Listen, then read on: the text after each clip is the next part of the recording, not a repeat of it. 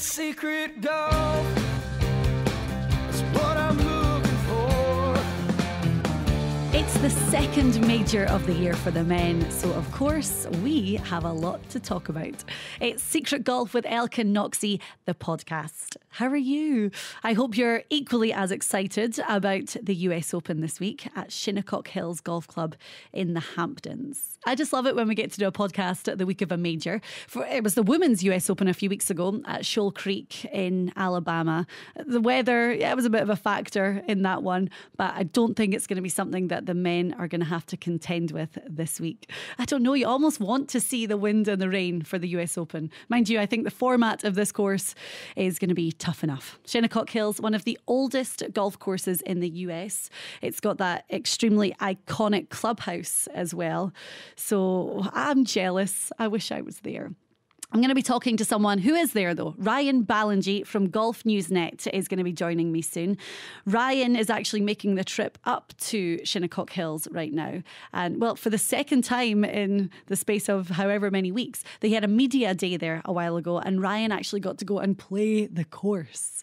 Let's find out if he played from the championship tees or not. We'll find out, but I'm very, very jealous. So we'll talk to Ryan about the course setup, some notable holes, and obviously we're going to be making some predictions. How many times do you think we're going to mention Dustin Johnson over the course of this podcast? Well, after that hole out in Memphis last week, I'm going to guess quite a lot.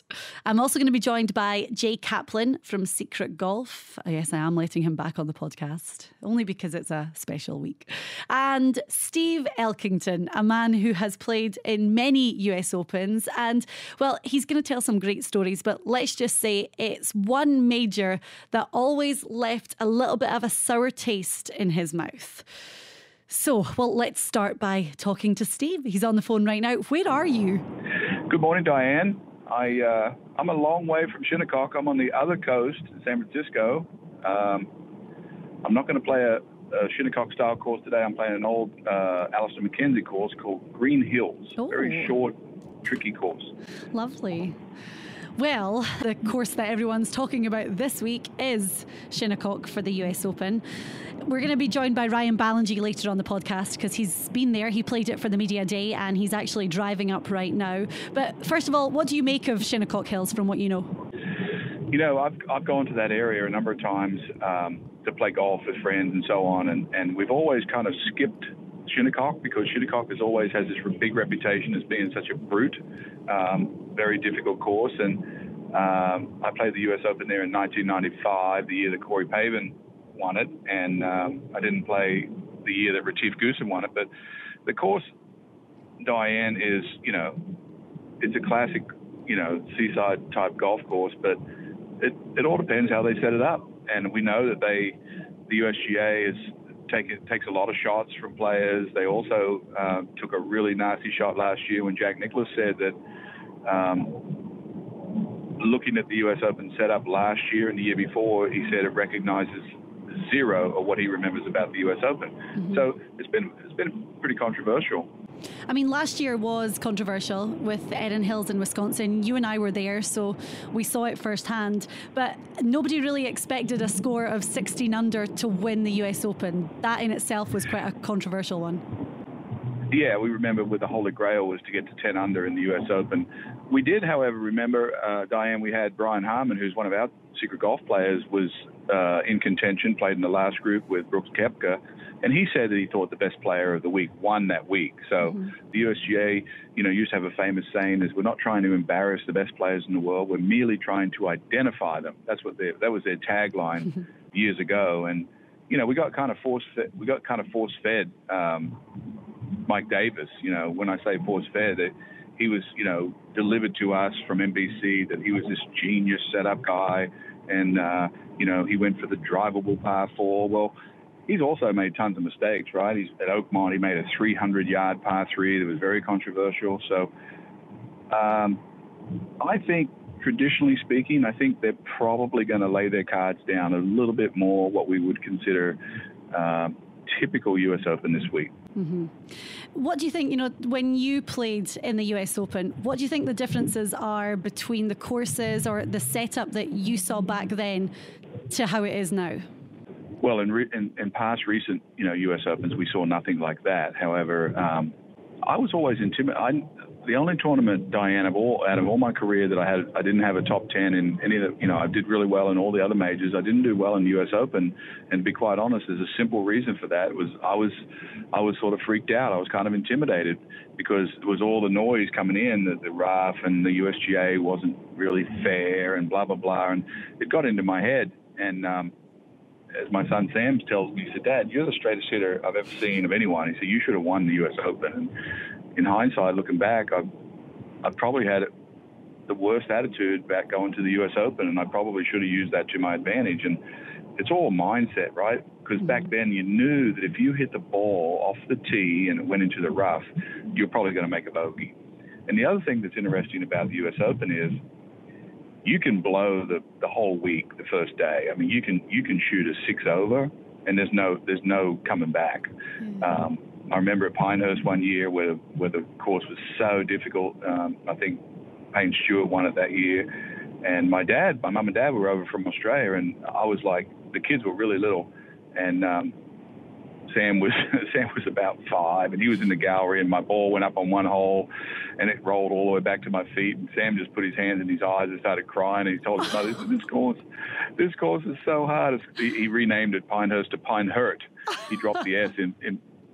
And my dad came over to me. I was like 15 over par or something. This was on a Sunday, and my dad came over and he said, "Are you going to bogey every hole out here today?"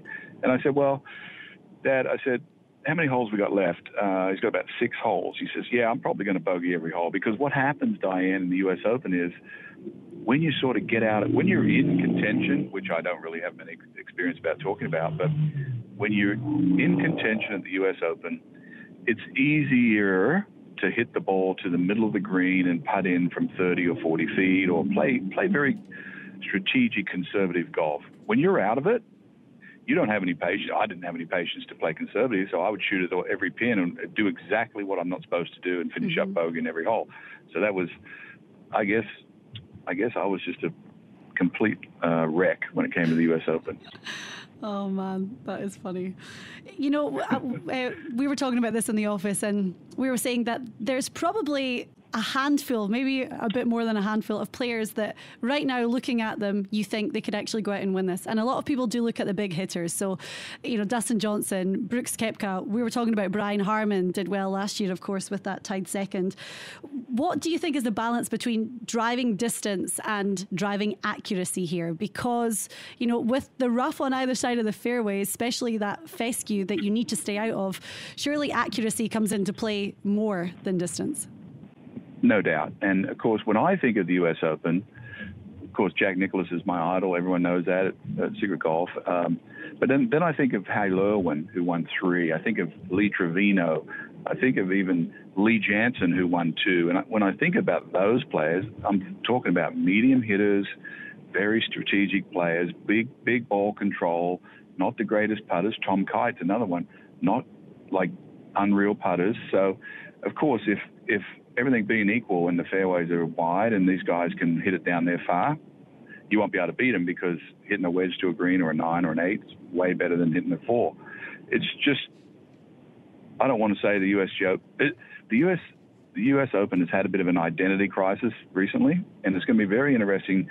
And in fact, Diane, and this is well stated this week, they kind of had a freak-out moment at this event because they were growing the grass. Of course, they do it years ahead of time, right? They start prepping the course 2 years before.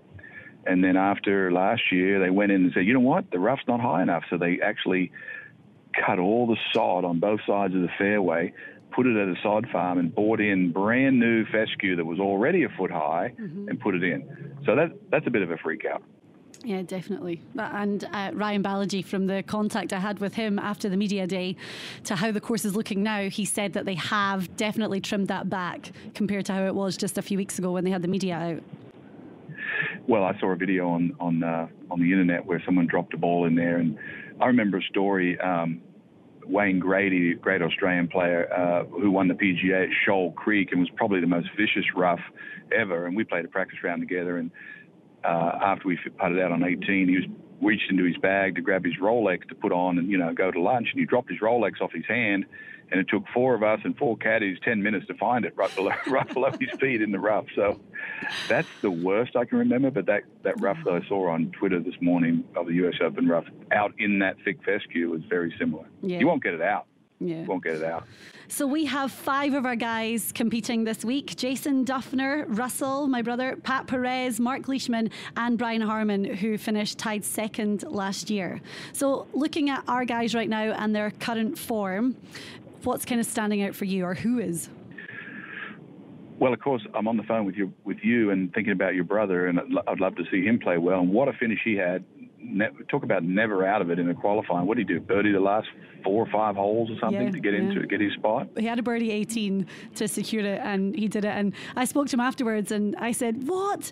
And he was like, the adrenaline was ridiculous. But he said, "I got back to my hotel room and I sat down for a minute." And he's like, normally if you have a really good finish or if you win, you have a trophy or you have a check. And he said, I sat there on the hotel room bed and I was like, I didn't win anything. I'm in the US Open. But he said it was such a weird feeling. Yeah, no doubt. And I remember in, I think it was 2008, I was not exempt for the British Open, and I went over and qualified, and I had exactly the same kind of feeling as your brother did. And it made me feel really good in a different way. And I went out there and finished up getting beaten in the playoff by Ernie Els. So he may have just picked up some surprising confidence that he didn't know. Yeah. That's just sitting right there with a great finish. And then Leishman, to me, out of our 5, has been so consistent. And it just seems to me, Diane, that he has the right attitude to get out near the lead. He's been a very good starter in majors. I mean, we've seen him in the lead at the Masters. We've seen him in the lead at the British. So it wouldn't surprise me at all. Perez,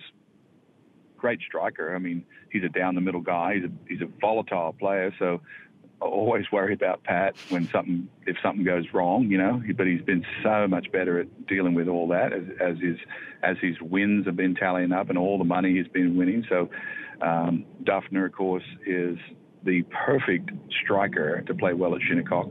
Is the putter good enough? His stats show that it is. He's had some unusual poor things happen to him at the Players' Championship at the end, which people kind of pointed to, but that's okay because, as I said, in the US Open, if you can get near the lead, mm-hmm. it's not that hard to sort of stay there if you're playing that well, because let's face it, you've got to hit the fairway, you've got to get it near the green where you can make par. So all the guys that aren't playing well, they're off in the bushes and they're probably going to be gone. Harman must have a good attitude from being runner-up last year, and he's as tough as they get. I read actually something about Leishman, and you've got your favourites, of course you do.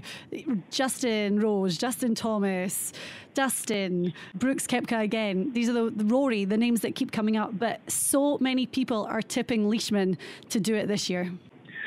Well, yeah, I mean, he hits a fade off the tee, which is a great trajectory and a great shape to play narrow courses, because we all know that a fade has a little bit more spin on it than a draw.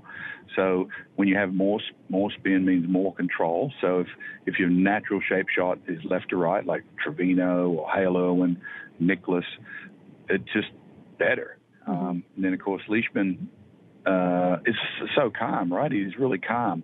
Out of all of our players, Russell, Harman, Duffner, Leishman, they're all really calm players. The only firecracker we got is Perez, and that can also be a benefit if he gets going. Now, some of these battles at the U.S. Open, Diane, can be totally physical battles, or could be total psychological battles, right? So, was that an unfair bounce? That's too much. The USGA sucks. I hate them. That kind of talk you hear all the time.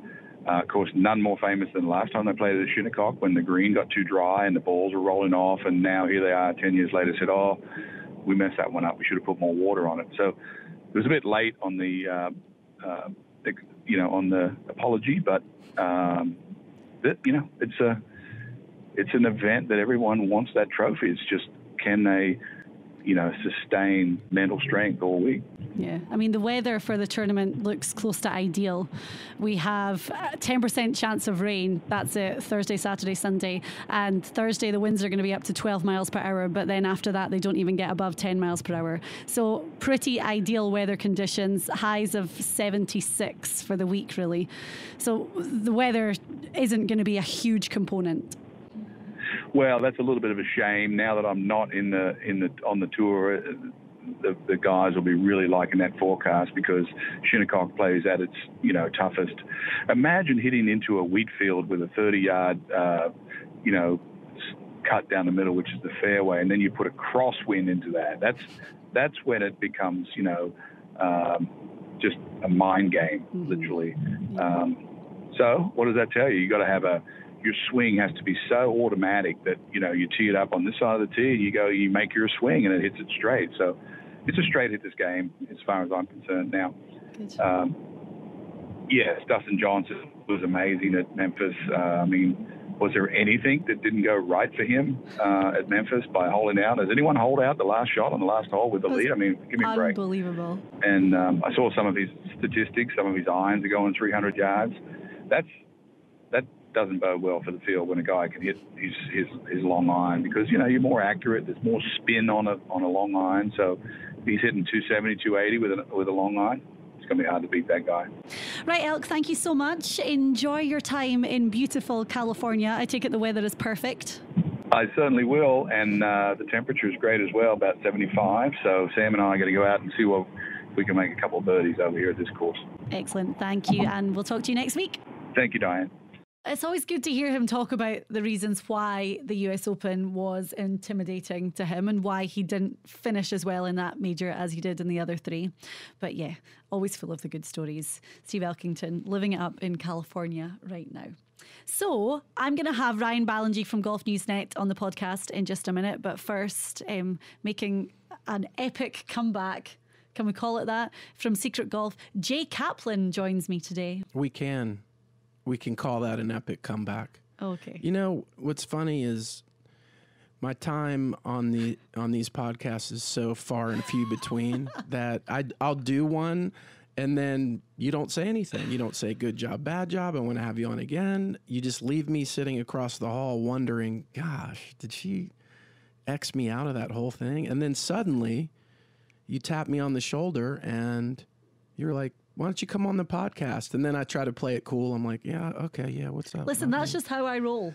It is how you roll. That's how I roll. Yeah, I'm like, let's just get to it. Yeah, you're a tough read. We don't need any of this sugar-coated praise. We really don't. Maybe we do. Anyway, we don't. I'll give Ryan Ballingy the praise. He deserves it. He does because deserve it. Right now, Ryan is actually driving to Shinnecock Hills. Hi, Ryan. Hi, Knoxy. Hi, Jay. How are you guys? We're good. Doing we're well, good. thanks. So you haven't hit the traffic yet. You're still moving. No, I haven't hit what kind of the social media pumped up traffic that's supposed to be 2.5 hours long. I'm in the middle of New Jersey right now, so I'm probably at 2 hours from waiting 2 hours. So looking forward to it. Yay. I like how you're still kind of holding out that maybe they're all wrong on social. Maybe there really is no traffic. You sound like maybe you're doubting. It could be a vast conspiracy just to convince you not to come, maybe. But even from the media day, I mean, it was still 45 to 50 minutes just sitting in basically a 2-lane road to get to Shinnecock. So I imagine it's probably absolutely real and probably will get worse as the week goes. But to be honest, the pictures I've seen of Shinnecock on Twitter yesterday and today, it's worthwhile because it just looks unbelievable. Now, I know you were there. You were talking about the media day there. So you actually got to go and play the course, a month or so ago? Yeah, I guess it would be, May 20th, May 21st, one of those 2 days. So not too long ago, inside of a month that I would drive 10 hours for a 4-hour drive to go play Shinnecock. It's just that good of a golf. I mean, these guys are playing a top 5 golf course in the world this week, and I don't care who you are. That's got to get you excited. Yeah. Jay and I were talking this morning about US Open courses, and obviously they're long courses. The rough is going to be tricky. We've seen pictures of the fescue already. When you played it, what kind of condition was it in? Do you think they've made changes between then and now? I think they've cut some of the rough a little bit based on what I've seen, but not too much of it. I've kind of seen different pictures of, or video for that matter, of people dropping balls in the rough at different points to see how it kind of lays. And it was similar to my experience of playing, where if you're just a little bit off the fairway, you're much more likely to get an almost impossible lie where the best you could hope for is to put a wedge on it and get it out sideways. But if you miss big into the kind of native fescue that's been there forever, you might have a chance of getting a decent lie, maybe even getting the ball to the green. So it is definitely what it felt like playing that golf course a few weeks ago. Like I said, they probably trimmed it up just a little bit, but it looks like it's about as difficult as it was the day I played it. Which begs the question, Ryan, what did you shoot? I shot 77. Wow. I played from. Don't give me credit. I did not play for the U.S. Open team. That would have been horrendous. So they've expanded the course, 450 yards or so since 2004. And some of the tee boxes, the difference between the box that we played, which was about 6,700 yards, and the 7,400 yard box, some of the holes you would go back to the tee box, you have to first walk literally a minute to get there, and then second, you would get there and turn around and go, all right, where's the hole? Because of the way a lot of the property sits, I mean, it's a pretty flat piece of property overall in the first 8 or 9 holes and then the last 3. So you kind of can't tell at times from those back tees where you're supposed to go. So that's a little disorienting unto itself. But other than that, I mean, up to having what amounts to a 40-yard advantage, 30-yard advantage every hole on the tee box, it was pretty reasonable to play there. I thought the golf course the greens were probably slower than we're going to see this week. They were more receptive. I hit a couple of shots like that's not going to work in a few weeks, and they probably won't because they'll have firmed it up.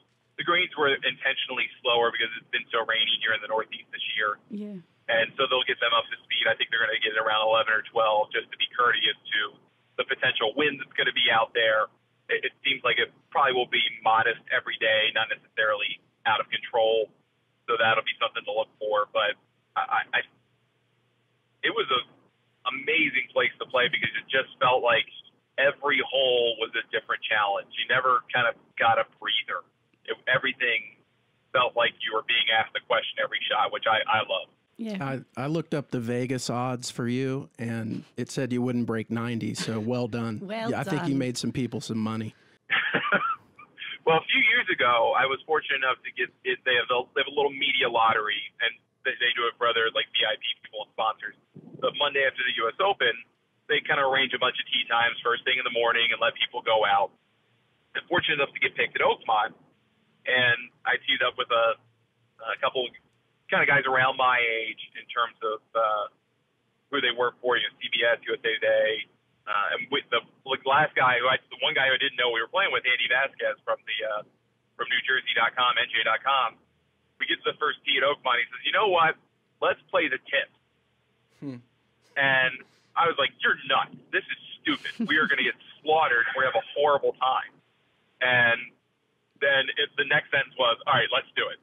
So we played for the tips at Oakmont. The day after the Sunday setup, it wasn't obviously quite as quick on the greens, but everything else was pretty much the same. I shot 85 and tripled the last, so it can be done. You can have a good round on a U.S. Open setup. All you got to do is just avoid all the crap. Yeah, exactly. Which is pretty much that's the challenge. If you avoid all the garbage, and you keep it in play, it's reasonable. It's not easy, but it's reasonable. You could be a coach this week, Ryan. You should go and sell that knowledge. I mean, you've clearly got the magic formula on how to win the US Open. But so that seems to be the issue at hand with the USGA and a lot of the players is being reasonable with these setups. Yeah. I mean, are they or aren't they? I think every year, obviously, it's a different location till they cycle back to places they've already played, but that seems to be the issue. Is this a reasonable setup? I think players would take reasonable over impossible. I think Phil used the word carnival when referring to the 04 setup at Shinnecock. So Is it a reasonable setup this week? I think that it is. I mean, the fairways on average are 41 yards wide. The statistic USGA is throwing out there, which in 2004 they were 26 yards. So 15 extra yards on average. And there are some places on the course, I think of like 8, 16, a couple of different holes where it's way wider than that. I mean, you have a lot of room to play with. And there are some spots, 13, 14 that feel smaller than that. They might not be, but they feel smaller than that off the tee. So it kind of blends together a mix of strategy through width and just straight demands off your tee shot. I think that's pretty fair. The shave around the greens, I think, is fair. I think it's better than just having tall, nasty rough around the greens that just catches the ball, because if you get a good lie, you can get a better chance of recovery. If you kind of fall off into these collection areas and you hit poor shots, then you're going to pay a penalty because you're going to have to be extremely creative and really have a deft touch to be able to execute the shots that are going to save pars. So I think it's very fair. I think the thing that the USGA tends to do is swing the pendulum in too far in one direction or the other some years, because they have one tournament a year. I mean, I know they run 13 championships and they're all very well run, but they have one championship everyone watches every year. Mm-hmm. And you heard from Mike Davis specifically say they literally did this project where they sodded in 5 acres of rough from pulling up fairway that was already at Shinnecock, specifically because they thought the fairways were too wide last year at Erin Hills. And the fairways were too wide last year at Erin Hills because the wind didn't blow and it rained for 3 days. Yeah, exactly. So they swung one way and then they swung the other way because of perception. It's not like the PGA Tour where they know what they kind of want to do every week. It's their job to run a tournament every week. And if there's one week where someone wins at 20 under and someone wins at 8 under, okay, that's how it works. Mm-hmm. No one gets mad at them for that. But everyone gets mad at the USGA, regardless of what the score is, unless the winning score is like 2 under, and that's like, okay, that's fine. But every other time, it's pretty much, why is this too hard? Or this is too easy? Or this isn't hard enough? They're kind of in a no-win situation unless they get it absolutely perfect, which I think they did pretty well in 2016, other than the rules incident, but the setup was great. So what's that? Once out of the last 4 or 5 years, you felt like the setup and the course played correctly, played deserving of a national championship. Yeah. That's not a great track record, but you're at the mercy of a lot of things they can't control.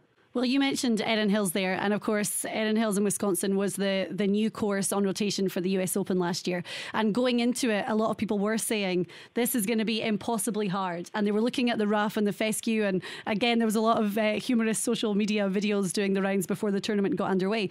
Then Brooks Koepka wins with 16 under. So, as you say, the weather was a big factor. But, it's going to be Shinnecock still has all the trademarks of a US Open course, but it is going to be different to how Erin Hills played last year.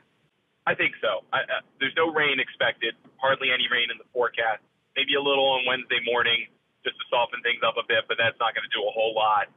So by the time we get to Saturday, I think the USGA will have this course on the edge of playability. That's where they want to get it by Saturday afternoon, is on the edge. Maybe almost unfair if you're a whiner, but if you're a gamer, just where you want it to be to earn a national championship. They never got Erin Hills there. They couldn't with all the rain, and they couldn't really do anything with the rough because it had grown so much because of the rain that they were kind of in a tough luck spot. Mm-hmm. I don't think they're going to deal with that at Shinnecock. You get just enough wind every day to make it interesting, especially later in the day is when it seems like it picks up. There is one day when it's forecast to blow the wind that is blow in a direction opposite the prevailing wind. And that's supposedly when all the members just stay in the clubhouse and play cards because the golf course plays way too far. So there's supposed to be at least one day where you're going to get Shinnecock at its absolute toughest. And then hopefully by the time they get to Saturday and Sunday, they'll have taken it to the edge and then maybe pulled it back a little bit for Sunday. Mm-hmm. So obviously you played it, as we were saying. What are the notable holes? So let's talk about some of your favourites. Maybe favourite hole and the hole that you think is going to be the most entertaining, i.e. the most difficult. Generally speaking, I think Shinnecock Hills is the best set of par threes I've ever played on a golf course. I typically find par threes really boring because a lot of them just feel the same, but they are all unique at Shinnecock. So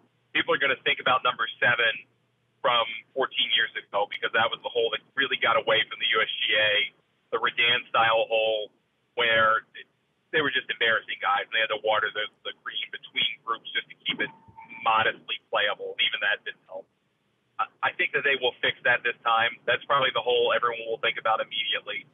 And it's a really good golf hole. I mean, it's fantastic. I think the better par 3 is actually number 11. It comes off number 10, which is a beast of a hole. It's a really tough hole. I think a number of players, including Phil, are underestimating how tough it is. But 11 is an uphill par 3. It's kind of a blind shot. You can see the front knob of the green. It's a little elevated. But beyond that, you really don't see the putting surface. It's going to be like a 175, 180-yard shot. It's going to play into the wind a little bit, probably. There are 2 front bunkers that guard a shot that comes up short. And in our group, first of all, we sucked. All of us found the bunker. But second of all, 3 of us had the worst lie you've ever seen in a bunker in there. So it has a propensity to plug in those spots. Okay. So if you miss, not only do you have like a 10-foot-high bunker shot, a wall to get over, but you're probably going to do it with a horrible lie. Mm-hmm. So that's probably the toughest hole. But if you execute it, you got a good chance to make a par, maybe even a birdie. So that's a beautiful hole. I think it's my favorite on the course. The other one I really, really like is 15. It's a par 4. It'll probably play 440, 450 for the pros, I think, when it's down on that back box. But it's kind of a dog-leg right just created out of basically thin air. You kind of stand on the backbone of the course. So the parts of the course that are elevated are the green at 9, 10, 11, 12, 13, and 15T. And from 15T, you kind of play down. You have to kind of thread it either between a close bunker and a far bunker if you want to take your driver out, or you lay up to the left with maybe a 3-wood or a hybrid, and you entertain a longer shot, but you're going to hit the fairway. The green is as flat as can be, but it's deceptively hard to hit, and getting the shot to stay in there is going to be really difficult with the kind of clubs that most guys are going to come in with. But it's probably one of the most underrated holes in golf. It's really good. And then 18 is an amazing finisher. It really, I mean, it's into the wind. It's 460, I think, so it's really 500 yards. You've got to cut a dog leg. If you do that, your reward is a downhill slide slope shot into a green that's perched left. So you're basically begging to hit right to a shot you got to hit left. It's a great ending hole, and if it's close, there's a very real possibility that can mean the championship turns on the 72nd hole. Okay. Hey, back to your bunker shot. You didn't backstop, did you? Getting out of that? No, I plugged. I took the one tip I've ever gotten on that I liked about fried eggs. It was from Gary Player, and he said that when you're fried egg, you keep the edge of the blade straight. You don't hit a traditional bunker shot. You just kind of hit down on it. And so I hit it into the hill on purpose, and luckily it popped up and went on the green. I didn't make the par putt, but it popped up onto the green. So no backstopping. I'm anti-backstopping. Good. We'll put that out there. Mm-hmm. But the bunkers are so good. I mean, they're not just an afterthought. They are there for a reason, and they make you work for the par. They're fantastic. Who did you play with? Who did you play with on the media day? Obviously not friends if you're not backstopping, but I played with Adam Schupak, okay. written for all kinds of different places. Adam and I teamed up. We had a 4-ball match or a better ball match against Brendan Porath from SB Nation and Kevin Van Valkenburg from ESPN, and we probably gave them too many strokes because they cleaned our clock. But in fact, I know we gave them too many strokes. But nonetheless. And the scores varied. I mean, I'm a fairly low handicap player. Those guys ranged from, I think, 9 and 10 for Adam and Kevin, and Brendan was an 18. And Brendan had some holes where he made beautiful pars, and then had holes where if he got offline, he made triple. And there was pretty much nothing he could do to do better than double. So that's not probably going to happen for the best players in the world, obviously. Well, probably not. We'd hope not. But there were times where, and it happened to me on a couple of holes where I just kind of looked down at the ball, especially in that nasty stuff. It's like I don't know how I'm going to make 5 or 6, and you just kind of hope that it worked out. So there are going to be a few of those times this week, and I'm sure that's going to lead to a few players lodging some complaints with the USGA. Oh, well, let's talk about these greatest players in the world because we want the favourites. After last week, I mean, Dustin Johnson's always going to be a US Open favourite, and especially after he won last week in Memphis. Interesting fact, though, 9 out of 10 of the past 10 major winners were first-time major winners. You know, Koepka obviously winning last year. Going into a US Open, would you say that there are maybe a handful of players who can actually go out and win it? I think it's like 20. I think it actually is pretty wide open. I think you can probably narrow it down to 4 or 5 favorites, the guys you would really like to have a chance to win. But I think all things considered, because this course asks every question, it just doesn't emphasize one part of the game or even 2 parts of the game. You got to be able to do everything pretty well. So I think for guys that maybe putt well, they're going to have a great driving week. For guys that drive it well, they're going to have a good approach week. It's all kind of going to blend together. But I think you could realistically say any of 20 players could win. You go, yeah, that kind of makes some sense. It's pretty wide open, I think. Okay, so Dustin Johnson is the favourite at 8-1. The names that you see at the top of the favourite list here are the big hitters. They're the names you'd expect to be there. Rory at 14-1, Justin Thomas, Ricky Fowler. Well, a side note, everyone, if Ricky performs well, it's going to be like, well, he got engaged, and it's like the Sergio effect. His personal life is all calm and happy. There's an Allen effect for Sergio. I like it. Exactly. I like that. There's a term But for it. yeah, so who else? Who else are we throwing into the mix of favourites? I think I would throw Brooks Koepka in there. We talked about him a little bit earlier. Just coming back from that wrist surgery, the final round of the Players, and since then he's looked unstoppable. Yeah. I mean, he had 3 rounds of 63 or better in his last, I think, 5 competitive rounds or something like that. That's going into Memphis, and then add on the 4 there. They were pretty good. That was pretty impressive. And then Justin Rose. I mean, he's built for a U.S. Open too. Obviously not quite as long as those other guys that we talked about, but he's got the game to do it. He's done everything pretty much as well as you can do it this year for the last calendar year. So I would think my 4 favorites are Dustin, Brooks, and the Justin, Thomas, and Rose. I think those are the 4 guys that have the best chance. And then what about a dark horse, though? I think there are a couple. I think Webb Simpson has played above board this year. I mean, above probably his natural skill level. And maybe this course is too long for him, but I don't think that it necessarily is. I mean, I think back to Corey Pavin winning 23 years ago, and Webb Simpson's not that short. He can keep up with a 70-40-yard golf course. He just did it. He just did it winning the Players. So he's got the approach play. He's dramatically improved his putting. As long as he can keep the ball in play and feel like he's not overwhelmed with some second shots, he's got a good chance. And then the backstopper, Jimmy Walker. I actually love his chances. That's such a cheap shot.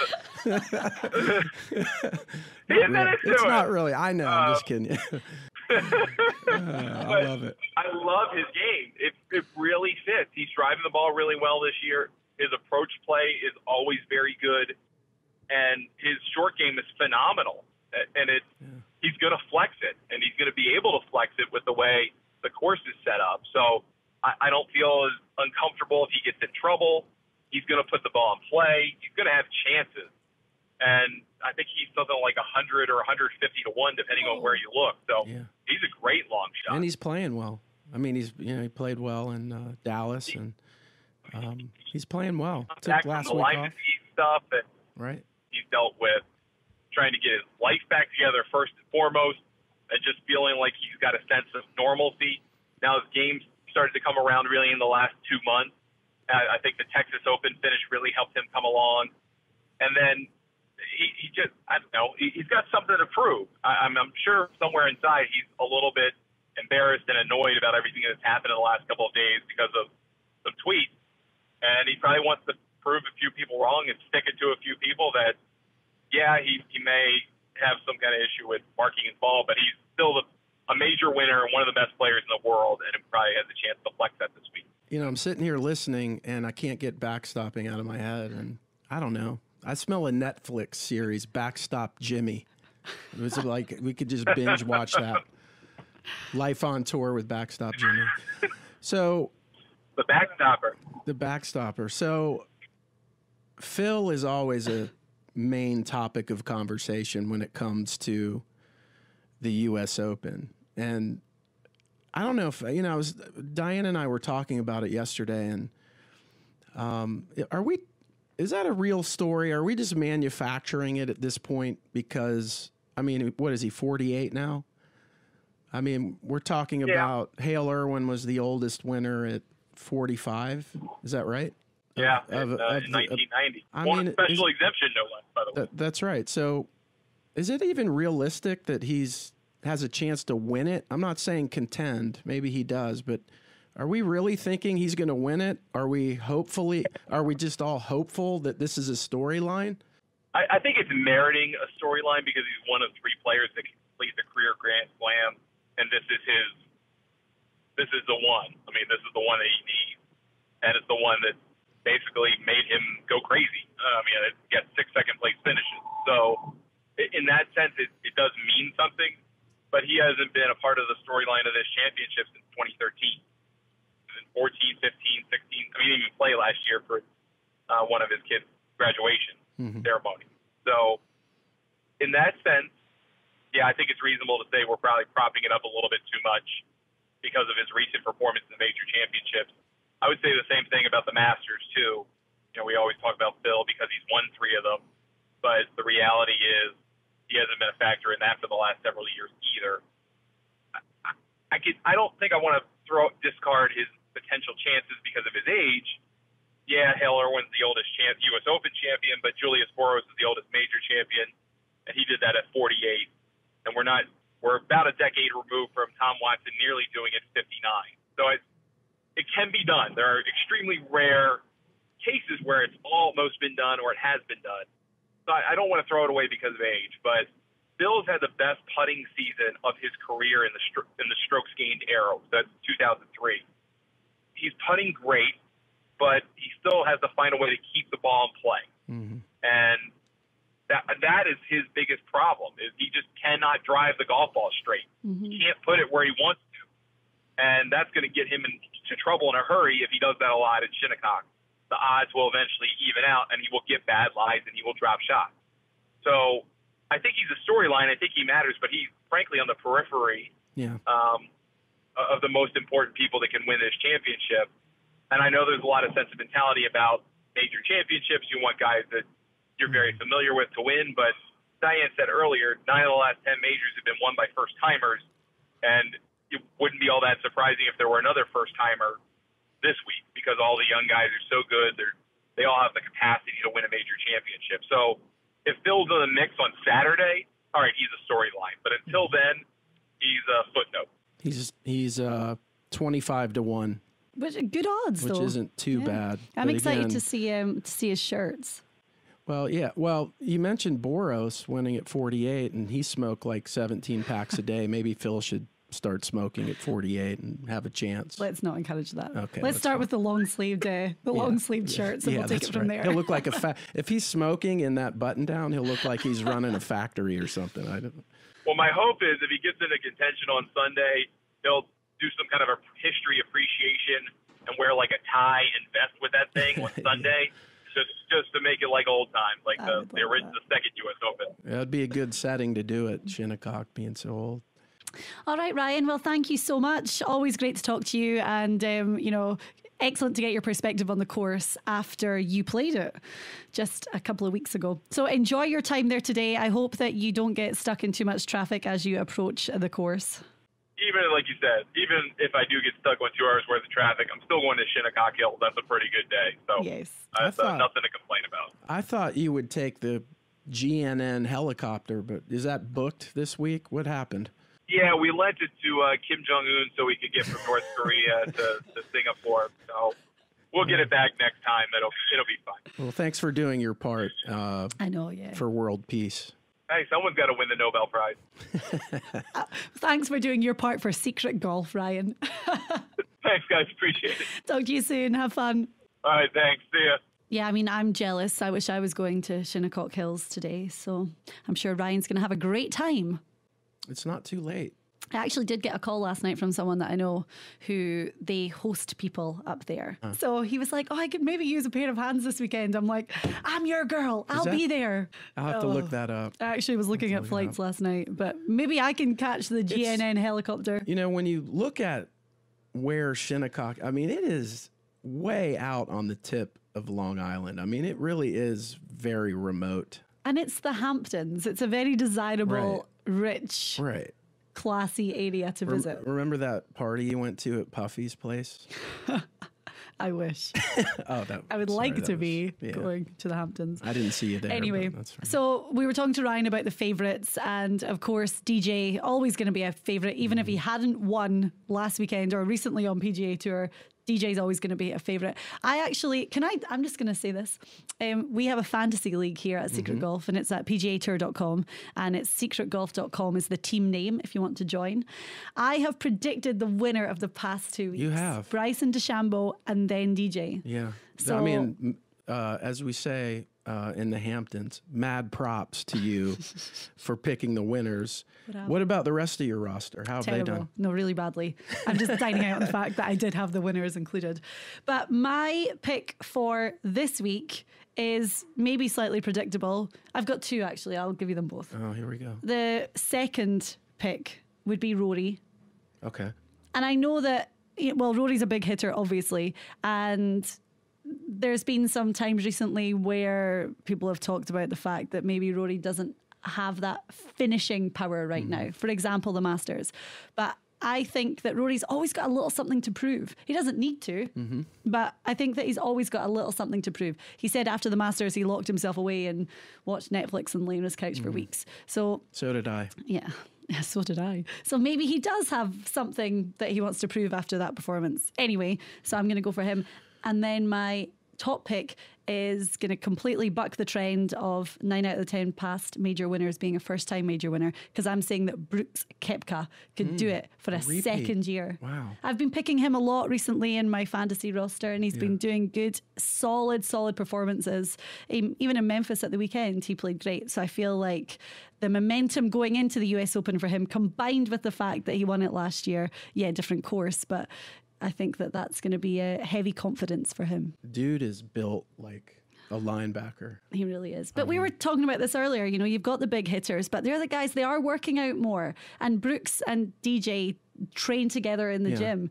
Yeah, they're you know, I think when Tiger really started to put muscle on, it sort of took fitness into a new era for golfers. I mean, I think stereotypically back in the day when you thought about golfers, it was the overweight Sansa dude. And that is you just don't see that anymore if you want to compete and win. And Koepka is just like, he's packed. Johnson's a tremendous athlete. I mean, what he can do with during his swing with his body is amazing, which is why he hits it so far. Nobody stays as calm as Dustin Johnson. I always wonder what's really going on in there. Like, he's too relaxed. How do you get that relaxed? He's like a Jason Duffner. I always look at these people and I'm like, wow, how can you just be so kind of, not emotionless, but I mean, it kind of is. It's like, I'm just going to go out here and I'm going to do my stuff. There has to be some inner turmoil when you're playing these high-pressured events. And we've seen him before he broke through. We've seen him, you know, have his troubles towards the end of a major, right? So it's not like he's infallible.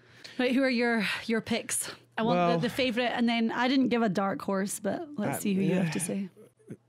So we talked about this with Ryan. You know, he said 20 guys have the possibility of winning a U.S. Open. I don't even think it's that deep.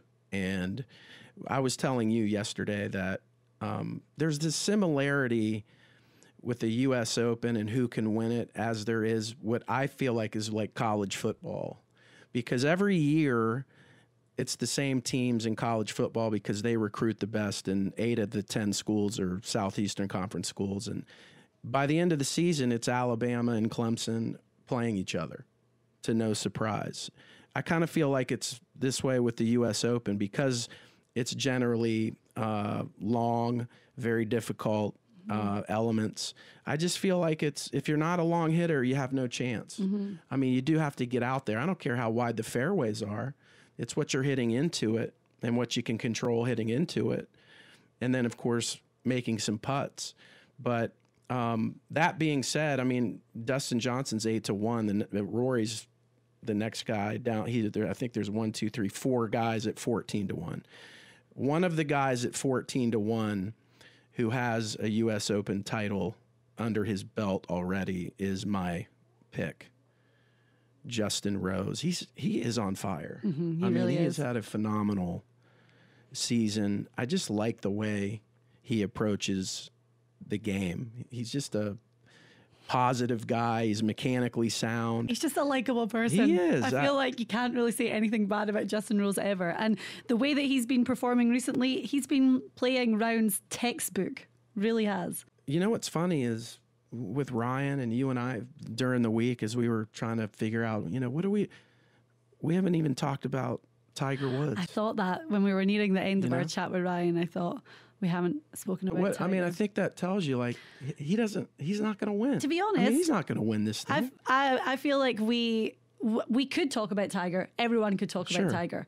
A lot of people do talk about Tiger. I don't want to. I feel like there's no real reason to talk about Tiger right now, apart from the fact that he's back playing in the US Open this week. Yay! Right. That's it. Great. I think maybe what you said is how I felt about Phil. It was like, and Brian made a good point. He needs a win for the career Grand Slam. He's not going to win. Yeah. Tiger's not going to win. It's a sort of storyline that will track Thursday, Friday, Saturday, and then come Sunday when the leaders are coming down the back nine, it'll just be an afterthought. And I hate saying that because I'm a team Tiger dude. But we have to talk about our secret golf guys because we have 5 of them in the field: Jason Duffner, Russell, Pat Perez, Mark Leishman, and Brian Harman, who finished tied second last year with Matsuyama. Brian Harman is a big hitter. We said earlier, Koepka won at 16 under. Harman was 4 shots off the pace. Final round of level par. So the final round was slightly underwhelming compared to what he'd done, especially on the Saturday. But still, that's an incredible finish for Brian Harman. A result that really did put him on the map. And I wouldn't rule out Harman making moves this week. So my secret golf pick for, I guess, lowest in our stable, and I think he's actually going to contend, and I think he's going to be in position to win Sunday, is Mark Leishman. Yeah. I think what he did at the Masters was huge for him. He could have won that thing on Sunday. Didn't play well by his standard, but he got a taste of what that pressure would feel like. And I just think he's got the game to do it. He hits it a mile, solid putter. You and I talked to him at Players and just kind of came away like, that is just a good dude. He's got his head on right. He's a humble guy. He's been through a lot with his wife. But I just feel like he's got a good disposition for a U.S. Open course. He clearly has the game. Yeah. And so he's not only my secret golf pick, he's my dark horse pick to win. Yes. Yeah. As you say, fantastic guy, and would always want him to do well. Absolutely. Excellent. I'm so excited. I do love a US Open week, so we'll be glued to it. As we were saying to Ryan, we wish we were there, but he can keep us up to date with everything that's going on from Shinnecock Hills. And excited for another entertaining tournament this weekend. It really is a one-of-a-kind event every year. Excellent. Right. Thank you so much for listening. Thank you to Ryan from Golf Newsnet for being on the podcast. And of course, our very own Steve Elkington. Thanks for subscribing to the podcast. You can do so through iTunes or however else you listen to podcasts. And we'll be back with another one next week. La-la! Thanks for thanking me by joining you, Diane. Oh, it's been a pleasure. It's for both of us. You let me out of my lair, and I'm tickled. I was collectively thanking the other ones. But thank you, Jay Kaplan from Secret Golf, for being on. I mean, I had so much insight and pizzazz. Your contribution made it what it is. You don't even have to say it, or do you? Yeah, we might have you back another time. All right, thanks.